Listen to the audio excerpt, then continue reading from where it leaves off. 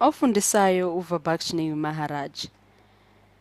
Asike sibuke isibalo sethu lana nje sisizama nje ukugoqa ebekade sikwenza ngama approximation sisebenzisa iRiemann sums nama integral.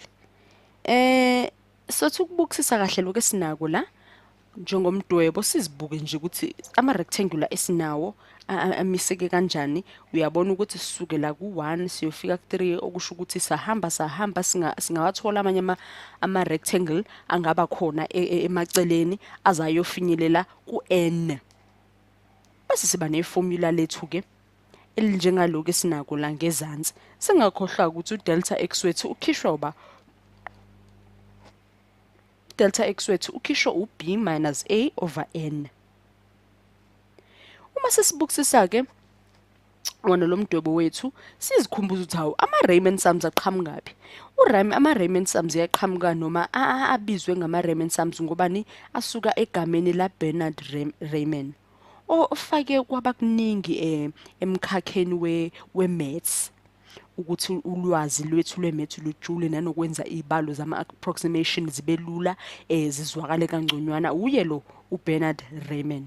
Ingakho ke kuthiwa ama-Riemann sum thathwe isibongo sakhe kusuka kuye lokho. Baningi abanye abafakile lwaluningi emkhakheni we-maths abazamile ukuyenza ukuthi i-maths izwakale kangconywana nanokuthi izinga lithi ukunyuka. Kodwa ke isikhathi esiningi kujwayele ukuthi kusetshenziswe yona le ya Riemann kakhulukazi uma wenza i-calculus ye-first year.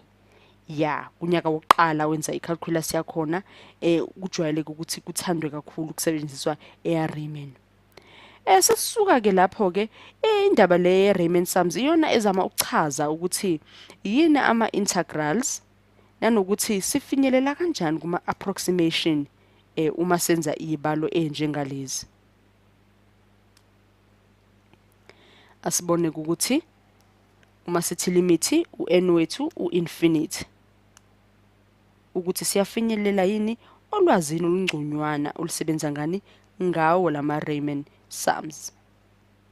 Asidwebela umdwebo wethu bokukhombisa nje ngendlela elula ukuthi sizama ukukhuluma ngento enjani uma siyiveza ngokomdwebo. Asithi lesikhala lesi sizamile ukusiqhakazisa la ngokuhlobisa ngombala isona sisebenza ngaso. Angisithi nasifuna ukwazi ukuthi phakathi kuso leso sikhala kungakanani okusetshenzisiwe kuleso sikhala ukuze sikwazi ukuthola leminye imidwebo phakathi kusona leso sikhala sethu. Siyazikhumbuza ke nangama formula lawa esinawo asiza kakhulu ekutheni sithole ukuthi kumele bani noma ukuthi sofinyelela njengokuthi udelta x wethu suthola ku-b minus a over n. Udelta x wethu suthola kanjalo ke. Siqhubeke.